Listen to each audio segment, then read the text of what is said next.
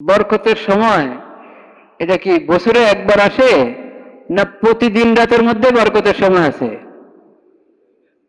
প্রতিদিন রাতের মধ্যে বরকতের সময় আছে, ফজিলতের সময় আছে। বছরেরটার অপেক্ষা আপনি বসে থাকেন। সপ্তাহ, মাস এবং বছর।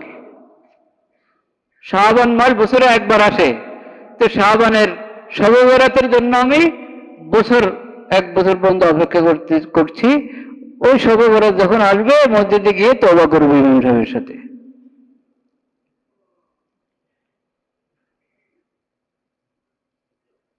তো বাৎসরিক বরকতের যে রাতটি আসতেছে ওটার জন্য আপনি অপেক্ষা করছেন। লাইলাতুল কদর রমজানুল মুবারকে বছরে একবার লাইলাতুল কদরের জন্য অপেক্ষা করছেন। রমজানের জন্য তো অপেক্ষা করে কম মানুষ, পুরো রমজানের জন্য অপেক্ষা করার মানুষ তো কম, সবে কদরের জন্য অপেক্ষা করে। রমজানের প্রথম রাত মাশাআল্লাহ মসজিদে অনেক মুসল্লি, খুশির বিষয়। আস্তে কমতে থাকে, 20-এর পরে তো অনেক কমে যায়। মানে রমজানের মাসগুলোর দিনগুলোর মধ্যে পুরো রমজানই তো বরকত এবং ফজিলতের, কিন্তু যত শেষ হইতে থাকে তত ফজিলত বরকত বাড়তে থাকে। হ্যাঁ, রমজানের ফজিলত বাড়ছে, মুসল্লির সংখ্যা কমছে, 20-এর পর আরো কমে যায়। কিন্তু সবে কদর আবার সব জিন্দা। এটা খুশির বিষয়, আবার আফসোসের বিষয়।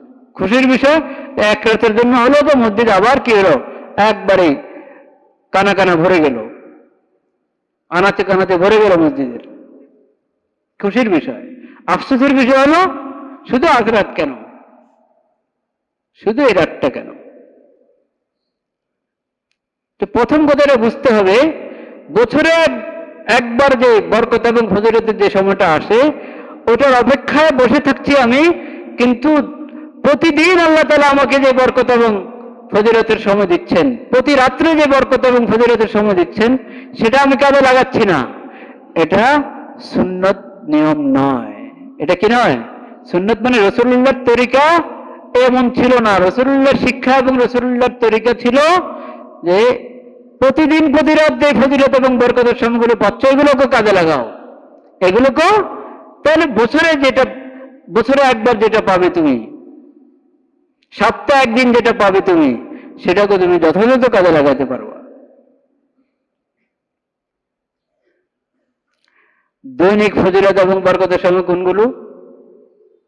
এটা কোরআন তেলাওয়াত করার সময় খেয়াল করে তেলাওয়াত করেন, পাবেন আপনি প্রতিদিন। وهو الذي جعل الليل والنهار خلفة لمن أراد أن يذكر أو أراد شكورا। আল্লাহ তাআলা দিন রাত যে বানিয়েছেন, এমন ভাবে বানিয়েছেন, রাত আসে শেষ হয়, আবার দিন আসে আবার রাত আসে। والشمس وضحاها والقمر إذا تلاها والنهار إذا جلاها والليل إذا يغشاها والسماء وما بناها والأرض وما طحاها ونفس وما سواها فألهمها فجورها وتقواها قد أفلح من زكاها وقد خاب من دساها। দিন রাতের কথা বলে, দিন রাত আসমান জমিনের কথা বলে আল্লাহ পরে বলছেন কি, কদ আফলাহা মান যাক্কাহা।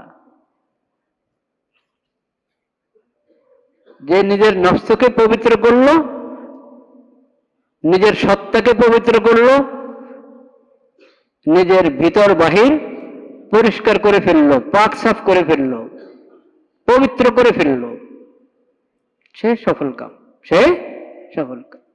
আর নিজের নফসকে, নিজের সত্তাকে, নিজের ভিতর বাহিরকে যে কলুষিত করে রেখেছে, সে বঞ্চিত। সে কি বঞ্চিত? তো আল্লাহ তাআলা এই আসমান জমিন, সূর্য, চাঁদ, দিন রাত এগুলো দান করেছেন। এই সময়গুলো কাজে লাগাও। আল্লাহর কুদরত দেখে আল্লাহকে চিনো, আল্লাহর রহমত দেখে আল্লাহর প্রতি কৃতজ্ঞতা বোধ জাগ্রত করো, এবং আল্লাহর দেওয়ার সময়টা হায়াত এবং সময়কে কাজে লাগিয়ে তুমি নিজেকে পাক সাফ করো। নিজেকে কি করো? পাক সাফ করো। এটা হচ্ছে দৈনিকের বিষয়, প্রতি রাত প্রতিদিন। খিলফাতাল লিমান আরাদা আন ইয়াযাক্কারা ওয়া আরাদা শুকুরা। রাতটা আসলো, মাগরিবের নামাজ। আমরা মনে করি যে দৈনিক যেটা পায় না মানুষ, ওটার কদর থাকে না। সবে কদর বছরে একবার পায়, সবে বরাত বছরে একবার পায়, তো ওটার কদর আছে, মূল্যায়ন আছে। দৈনিক পাচ্ছে, এজন্য টের পায় না। এই যে মাগরিবের নামাজের সময় হলো, রাত আগে আসে, রাত আগে আসে দিন পরে। মাগরিবের সময় হলো, তখন নবীজি দোয়া শিখিয়েছেন আমাদেরকে, আল্লাহুম্মা হাযা ইকবালু লাইলিক ওয়া ইদবারু নাহারিক ওয়া আসওয়াতু দুআতিক ফাগফিরলি। আয় আল্লাহ, এই তো আপনার রাতের আগমন, আপনার রাত, মানে আপনার সৃষ্টি করা, আপনার দান, এই রাতটা এটা এসেছে, উপস্থিত। ওয়া ইদবারু নাহারিক, আপনার আরেক নিয়ামত ছিল দিন, সেটা এখন চলে গেল, শেষ হয়ে গেল। এখন রাতের নিয়ামত আমরা পাচ্ছি। আপনার রাতের নিয়ামত শুরু হতে না হতে আপনার রাস্তার দাঈগণ বলা শুরু করেছে, আল্লাহু আকবার, আল্লাহু আকবার, আল্লাহু আকবার, আল্লাহু আকবার। আপনার পক্ষ থেকে যারা আপনার রাস্তার দিকে আহ্বান করে, সেই দাঈগণ, তাদের আওয়াজ, মুয়াজ্জিনদের কি? মুয়াজ্জিন আল্লাহর দাঈ। মুয়াজ্জিন কার দাঈ? আল্লাহর দাঈ। আল্লাহর পক্ষ থেকে মুয়াজ্জিন দাঈ আমাদেরকে দাওয়াত দিচ্ছে মসজিদের দিকে, সফলতার রাস্তার দিকে, তাওহীদের দিকে, শাহাদাতের দিকে। মুয়াজ্জিন অনেক বড় দাঈ। মুয়াজ্জিনের কদর করতে জানে এই সমাজ? জানে না। মুয়াজ্জিনের এই সমাজ কদর করতে জানে না। মসজিদ কমিটি মুয়াজ্জিনের কদর করতে জানে না। যদি মসজিদ কমিটি মুয়াজ্জিনের কদর বুঝতো, সম্মান বুঝতো, তাহলে মুয়াজ্জিনের খেদমত করত। এখন তো মুয়াজ্জিনকে দিয়ে খেদমত নেয়। মসজিদ কমিটির সভাপতি মনে করে তো আমার অধীনে। আহা, যে মসজিদ কমিটির সদস্যরা, কমিটির সভাপতি, সেক্রেটারি, যারা খতিব, ইমাম, মুয়াজ্জিন, এমনকি মসজিদের যে সাফাই করে, ওই খাদেমকে নিজেদের খাদেম মনে করে, তারা বস্তুত তারা মসজিদ কমিটির সদস্য হওয়ার যোগ্যতা রাখে না।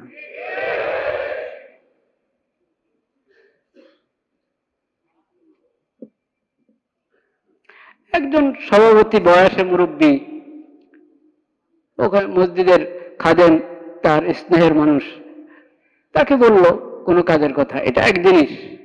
আর একটা হলো নিজের অধীনে মনে করছে যে এটা তো আমাদের অধীনে চাকরি করে, আমি যে কোনো অর্ডার দিতে পারি, তুমি বলতে পারি। বলেন নাউযুবিল্লাহ। মুয়াজ্জিনের কদর বুঝে না, অথচ মুয়াজ্জিনের কত ফজিলত শুনবেন আপনি। এই যে একটা, এটার ফজিলত, আসওয়াতু দুআতিক, নবী থেকে সনদ দিয়ে দিয়েছে যে এই মুয়াজ্জিনরা আল্লাহর দাঈ।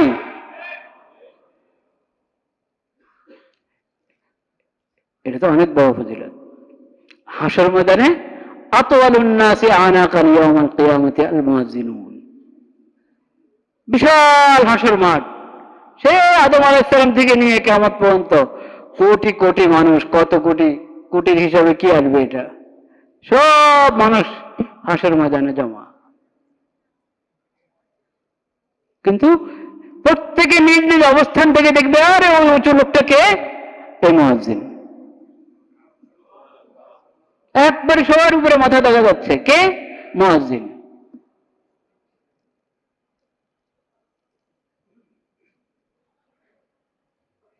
আসওয়াতু দুআতিক, আল্লাহুম্মা হাযা ইকবালু লাইলিক ওয়া ইদবারু নাহারিক ওয়া আসওয়াতু দুআতিক ফাগফিরলি, ফাগফিরলি। আল্লাহ আমাকে ক্ষমা করে দেন। এই সুন্দর মুহূর্ত, আপনার এক নিয়ামত দিন চলে গেল, আরেক নিয়ামত রাত উপস্থিত হলো, আর আপনার দাঈগণ আল্লাহু আকবার, আল্লাহু আকবারের ধ্বনি দিয়ে যাচ্ছে। এমন একটা মুহূর্ত, এটা তো অবশ্যই রহমত এবং মাগফিরাতের মুহূর্ত। আল্লাহ আপনি আমাকে ক্ষমা করে দেন। এই যে সূর্য ডুবলো, মাগরিবের সময় শুরু হলো, এটা তো মাগফিরাতের সময়, রহমতের সময়। আপনি বরকতের ফজিলতের সময় থেকে কি আশা করেন? এটাই তো নাকি? রহমতের মাগফিরাতের আশাই তো করেন, হ্যাঁ? দোয়া কবুল হওয়ার আশাই তো করেন। তো এটা তো এই সময় প্রতিদিন আপনি পাচ্ছেন। প্রতিদিন মাগরিবের আজানের সময়, মাগরিবের সময় হওয়ার সাথে সাথে এই বরকতের সময় পাচ্ছেন। আজান হয়ে গেল, আজান হয়ে গেল, একামত হবে সামনে, 5 মিনিট পরে হোক, কয় মিনিট পরে হোক মাগরিবের, তো আজান একামতের মধ্যে সবচেয়ে কম সময় থাকে কি? মাগরিবের নামাজ। যেহেতু সময়টাও অনেক সংক্ষিপ্ত, কিন্তু যে ক মিনিটে থাকুক আপনি এক তো আজানের জবাব দিবেন, আজানের জবাব দেওয়ার পর দুরূদ শরীফ পড়বেন, আজান শেষ হলে দুরূদ শরীফ পড়বেন, আজানের দোয়া পড়বেন, এটা দোয়া কবুল হওয়ার সময়। এরপর থেকে একামত পর্যন্ত আপনি দোয়া করতে থাকেন, যা দোয়া করবেন কবুল হবে। নবী করিম সাল্লাল্লাহু আলাইহি ওয়াসাল্লাম বলেছেন, আজান এবং একামতের মাঝে দোয়া ফেরত দেওয়া হয় না। লা ইউরাদ্দু দুআ বাইনাল আযানি ওয়াল ইকাম। যে কোনো দোয়া করেন। সাহাবা কেরাম জিজ্ঞাসা করেছেন, কি দোয়া করতে পারে? তখন আফিয়তের দোয়া করো। সবচেয়ে বড় নিয়ামত কি?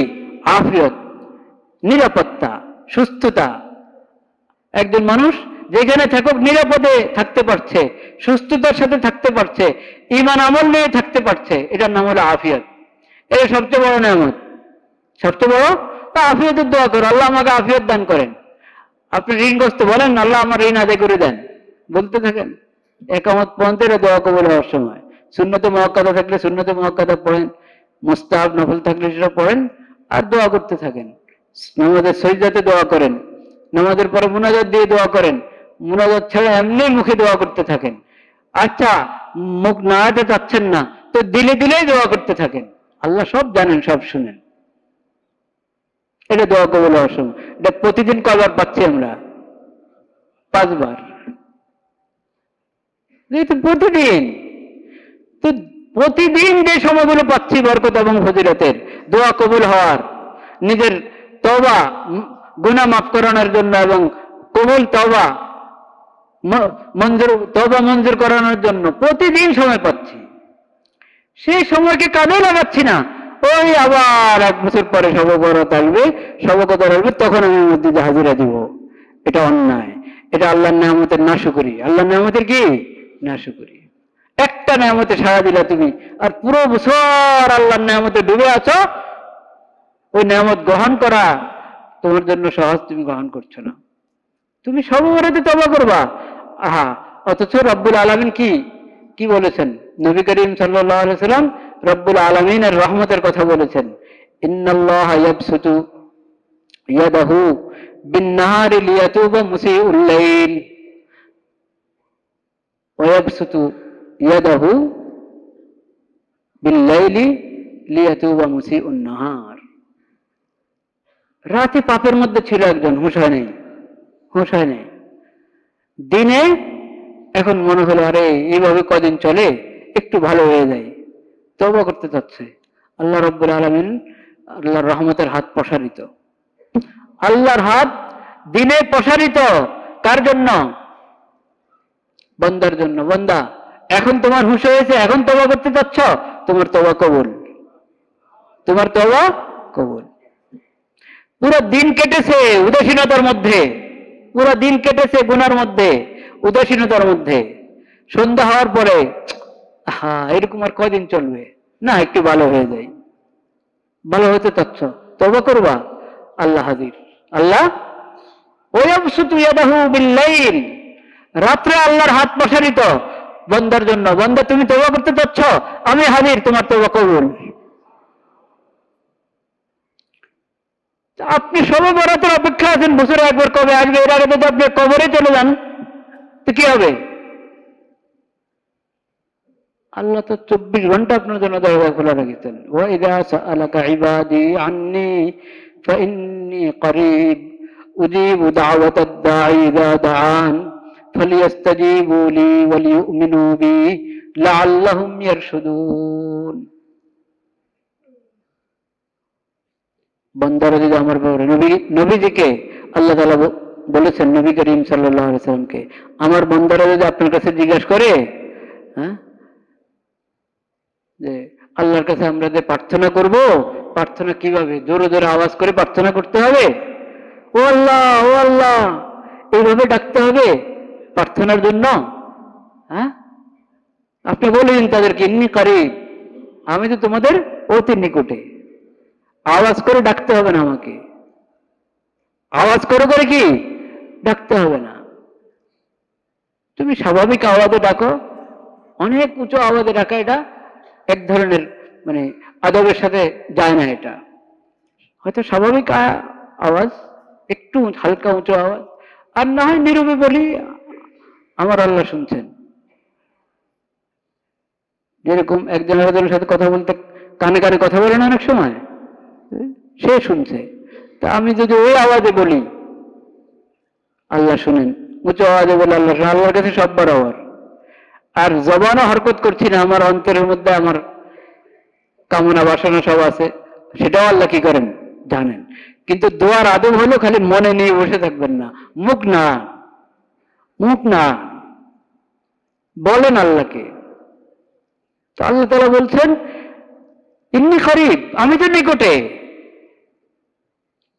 ইযা সাআলাকা আন্নী ইবাদি ফাইন্নী করিব উজিবু দাওয়াতাদ দাঈ ইযা দাআন। যেই প্রার্থনা করে, যেই দোয়া করে, আমি তার দোয়া সাড়া দিই, আমি তার প্রার্থনা সাড়া দিই। তবে একটা কথা আছে, তারাও যেন আমার ডাকে কি দেয়, সাড়া দেয়। আমরা দোয়া করি আল্লাহর কাছে, আল্লাহ আমরা চাই সব আল্লাহ কবুল করেন, আল্লাহ কবুল করেনও। তো আল্লাহ যে আমাদেরকে ডাকছেন, ওটা কি আল্লাহর নিজের প্রয়োজনে না আমাদের প্রয়োজনে? আল্লাহ ডেকে বলছেন, আরে নামাজ আদায় কর, আরে যাকাত দে, হজ কর, তোর চরিত্র ভালো কর, খারাপ ব্যবহার করিস না মানুষের সাথে, কাউকে কষ্ট দিস না, কারো উপরে জুলুম করিস না। আল্লাহ ডেকে ডেকে বলেছেন কিনা আমাদেরকে? বলেছেন না বলছেন? বলছেন, বলে যাচ্ছেন। এটা আমরা সাড়া দিব না, এটা তো আমাদের জরুরত, আমাদের প্রয়োজনে।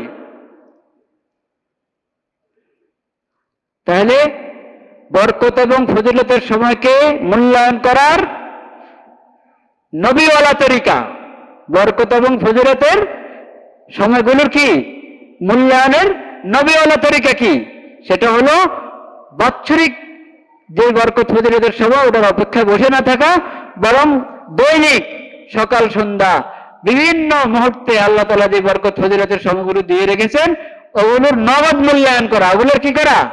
নগদ মূল্যায়ন করা।